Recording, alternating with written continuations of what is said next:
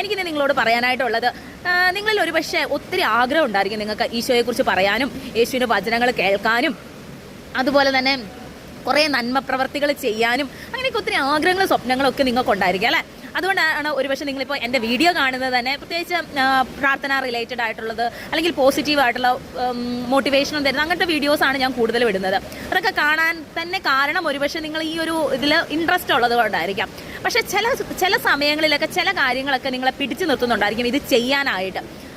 ഒരുപക്ഷെ നിങ്ങളുടെ മനസ്സിലേക്ക് പോകുന്ന ഒരു കാര്യമായിരിക്കാം, ഞാൻ ഇതൊക്കെ ചെയ്യാനുള്ള യോഗ്യത എനിക്കുണ്ടോ, അല്ലെങ്കിൽ ഞാനായിരിക്കുന്ന എൻ്റെ കുടുംബത്തിൽ അല്ലെങ്കിൽ എൻ്റെ ചുറ്റുമുള്ളവർ അല്ലെ എൻ്റെ നാട്ടുകാരുടെ ഇടയിൽ തന്നെ അല്ലെ എൻ്റെ ബന്ധുക്കളുടെ ഇടയിൽ തന്നെ എനിക്ക് പലപ്പോഴും പല കാര്യങ്ങളും ചെയ്യാനുണ്ട്, പക്ഷെ എനിക്ക് ചെയ്യാൻ സാധിക്കുന്നില്ല. അപ്പം ഞാൻ ഇങ്ങനെയൊക്കെ ചെയ്യുന്നത് ശരിയാണോ, അല്ലെങ്കിൽ അങ്ങനെയൊക്കെയുള്ള കാര്യങ്ങൾ നമ്മളെ ഒരുപക്ഷെ പുറകോട്ട് വലിക്കുന്നുണ്ടായിരിക്കും അല്ലേ. അങ്ങനെയുള്ളവരോടാണ് എനിക്കിന്ന് പറയാനുള്ളത്. ഈശോ ബൈബിളിലൂടെയൊക്കെ നമ്മൾ ഇങ്ങനെയൊക്കെ കടന്നു പോകുമ്പോൾ നമുക്ക് കാണാനായിട്ട് സാധിക്കും, യേശു സ്വജനത്തിൻ്റെ നാട്ടിലും അതുപോലെ തന്നെ സ്വന്തം ഭവനത്തിലൊക്കെ പലപ്പോഴും അംഗീകരിക്കപ്പെടാത്ത കാര്യങ്ങളുണ്ട് അല്ലെ. കസിൻസിൻ്റെ ഇടയ്ക്കിലായിരിക്കാം, അല്ലെങ്കിൽ സ്വന്തം നാട്ടിൽ തന്നെ യേശു മത്തായിയുടെ സുവിശേഷം 13 അധ്യായത്തിലൂടെ നമുക്ക് കാണാൻ സാധിക്കും. സ്വന്തം ജനത്തിൻ്റെ നാട്ടിൽ ചെന്നപ്പോൾ ഇവൻ തച്ചൻ്റെ മകനല്ലേ, ഇവൻ ഇവിടെ ഈ ജ്ഞാനമൊക്കെ കിട്ടണത്, ഇവൻ പറയുന്നതൊക്കെ ശരിയാണോ എന്നൊക്കെ ആൾക്കാർ ഒത്തിരി സംശയത്തോടു കൂടി ഈശോയെ നോക്കിയത് കേട്ടോ. അതുകൊണ്ട് ഈശോയ്ക്ക് എന്താ സംഭവിച്ചത്, ഈശോയ്ക്ക് അവിടെ ഒത്തിരി അത്ഭുതങ്ങളൊന്നും അവരുടെ അവിശ്വാസ നിമിത്തം ഒത്തിരി അത്ഭുതങ്ങളൊന്നും ആ സ്വന്തം നാട്ടിൽ ചെയ്യാനായിട്ട് സാധിച്ചില്ല. പക്ഷേ യേശുവിന് അറിയാവുന്ന ആ ഒരു ദൗത്യം ഉണ്ടായിരുന്നു, ഏൽപ്പിച്ച ദൗത്യം യേശു സ്വജനത്തിലെ ആൾക്കാരുടെ അംഗീകാരം കിട്ടിയില്ല എന്ന് പറഞ്ഞുകൊണ്ട് അവിടെ തന്നെ നിന്നുകൊണ്ട് പിന്നെ അംഗീകാരത്തിന് വേണ്ടി ശ്രമിക്കുകയല്ല ചെയ്തത്, അവിടുന്ന് മാറിപ്പോവുകയാണ് ചെയ്തത്.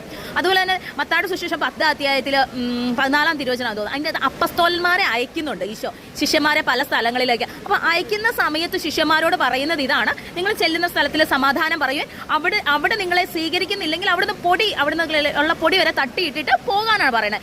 ഒരുപക്ഷെ നിങ്ങളുടെ ഓരോരുത്തരുടെ ഉള്ളിൽ ഒത്തിരി കഴിവുകളും നിങ്ങളുടെ ഓരോരുത്തരുടെ ഉള്ളിൽ ഈശോയെക്കുറിച്ച് പറയാനായിട്ടും അല്ലെങ്കിൽ നിങ്ങൾക്ക് തന്നെ കുറേ കാര്യങ്ങൾ നിങ്ങളുടെ ഉള്ളിൽ കഴിവുകളാണ്, അത് നമ്മളിലുള്ള കുറവുകൾ മാത്രം നോക്കിക്കൊണ്ട് അത് ചെയ്യാതിരിക്കുകയാണെങ്കിൽ ലഭിക്കേണ്ട നന്മ മറ്റുള്ളവർക്ക് കിട്ടാതെ വരുന്നത് കേട്ടോ. അപ്പോൾ നിങ്ങളിലെ ദൈവം നിങ്ങളെ അയച്ചിരിക്കുന്ന എന്തെങ്കിലും ഒരു നന്മകളോ അല്ലെങ്കിൽ നിങ്ങളുടെ ഉള്ളിലുള്ള ആ ഒരു നന്മകൾ, നിങ്ങളിലുള്ള കുറവുകൾ അല്ലെങ്കിൽ കുടുംബത്തിൻ്റെ കുറവുകൾ നോക്കി ചെയ്യാതിരിക്കരുത്. നിങ്ങൾക്ക് ചെയ്യാൻ പറ്റുന്ന കാര്യങ്ങളൊക്കെ ചെയ്യാനായിട്ട് ശ്രമിക്കുക. യേശുവിനെ കുറിച്ച് പറയാൻ പറ്റുന്ന കാര്യങ്ങൾ നിങ്ങളെ എന്താണോ ദൈവം ഏൽപ്പിച്ചിരിക്കുന്ന ആ ഉത്തരവാദിത്തങ്ങൾ നിറവേറാനായിട്ട് ശ്രമിക്കുക. അതിനിടയിൽ ഇങ്ങനെ തടസ്സങ്ങളൊക്കെ വന്നിരിക്കും, നോക്കണ്ടെന്നേ.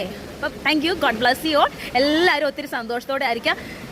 നിങ്ങളായിരിക്കുന്ന സാഹചര്യങ്ങൾ എവിടെയാണെങ്കിലും സന്തോഷത്തോടെ ആയിരിക്കാനായിട്ട് ദൈവം നിങ്ങളെ അനുഗ്രഹിക്കട്ടെ. നിങ്ങളുടെ ഓരോരുത്തരുടെ ഉള്ളിൽ ഒത്തിരി സമാധാനം നിറയാനായിട്ട് ഇടയാകട്ടെ.